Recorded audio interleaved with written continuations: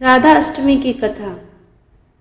सनातन धर्म में भाद्रपद मास के शुक्ल पक्ष की अष्टमी तिथि श्री राधा अष्टमी के नाम से प्रसिद्ध है। शास्त्रों में इस तिथि को राधा का जन्म दिवस बताया गया है।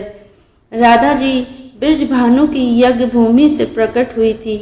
वेद तथा पुराणों में जिसका कृष्ण वल्लभा कहकर गुणगान किया गया है, वे श्री विंदेश्वरी राधा सदा श्री कृष्ण को आनंद प्रदान करने वाली साध्वी कृष्ण प्रिया थी।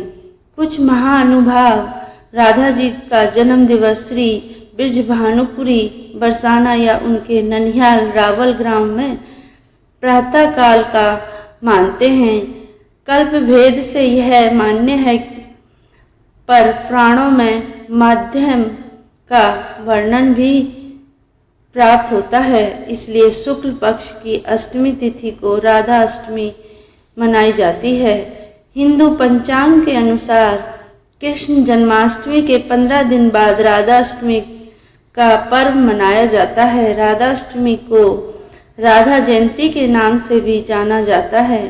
इस दिन भक्त व्रत रखते हैं और राधा जी की पूजा अर्चना करते हैं। धार्मिक मान्यताओं के अनुसार राधा रानी की पूजा के बिना भगवान श्री कृष्ण की पूजा अधूरी मानी जाती है। कृष्ण जन्माष्टमी की तरह ही राधा अष्टमी का त्योहार बड़े धूमधाम के साथ मनाते हैं। धर्म शास्त्रों में कहा गया है कि राधा अष्टमी का व्रत किए बिना कृष्ण जन्माष्टमी का व्रत अधूरा माना गया है। राधा अष्टमी यानी देवी राधा का जन्मदिन इनके स्थान बरसाना सहित पूरे ब्रजभूमि में उत्सवपूर्व मनाया जाता है। देश के दूसरे भागों में भी श्रद्धालु इस दिन व्रत रखते हैं। देवी राधा माँ लक्ष्मी का ही अंश है, जो भगवान श्री कृष्ण की लीलाओं में सहयोग करने के लिए प्रकट हुई थी। ऐसी धार्मिक मान्यता है कि देवी राधा के जन्मदिन यानी भद्र शुक्ल अष्टमी के से कृष्ण पक्ष की अष्टमी तक जो साधक देवी राधा की पूजा करते हैं और राधा मंत्रों का जाप करते हैं, उन पर देवी लक्ष्मी की खास कृपा हो जाती है। पौराणिक कथाओं के अनुसार राधा माता गोलोक में श्री कृष्ण के साथ निवास करती थी। एक बार देवी राधा गोलोक से कहीं बाहर गई। जब वापस आई तो देखा कि कृष्ण भगवान गोलोक में नहीं हैं। उस समय भगवान श्री कृष्ण अपनी एक सखी बिरजा के साथ गोलोक में घूम रहे थे।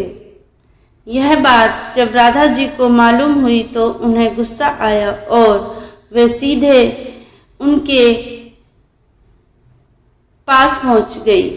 वहां पहुंचकर उन्होंने भगवान श्री कृष्ण को काफी भला बुरा कहा। राधा जी का यह व्यवहार श्री कृष्ण के मित्र श्री दामा को बुरा लगा।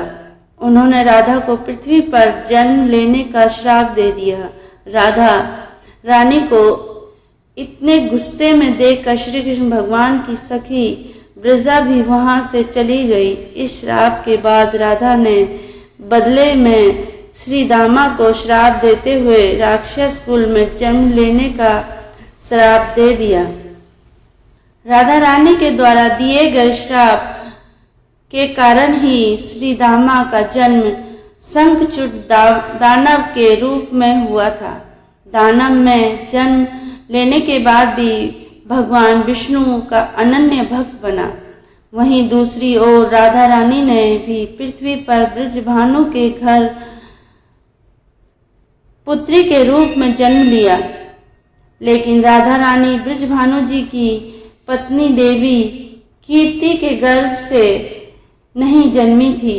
दरअसल जिस समय श्री दामा और राधा रानी ने एक दूसरे को श्राप दिया, तब भगवान श्री कृष्ण ने राधा रानी से कहा कि आपको पृथ्वी पर देवी कीर्ति और ब्रजभानु जी की पुत्री के रूप में रहना है।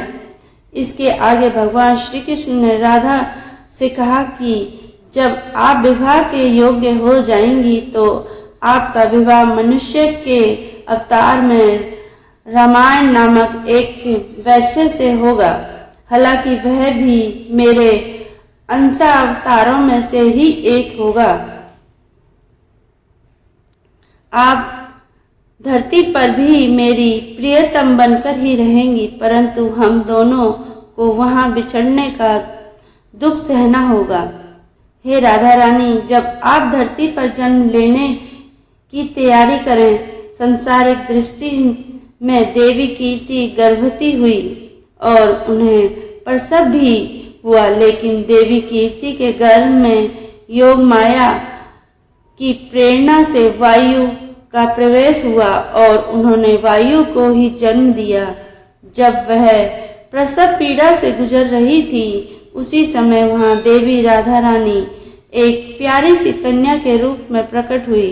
जिस दिन राधा रानी प्रकट हुई वह भद्रपद शुक्ल पक्ष अष्टमी का दिन था, इसलिए भद्रपद शुक्ल पक्ष अष्टमी को राधा रानी और राधा अष्टमी के रूप में जाना जाता है।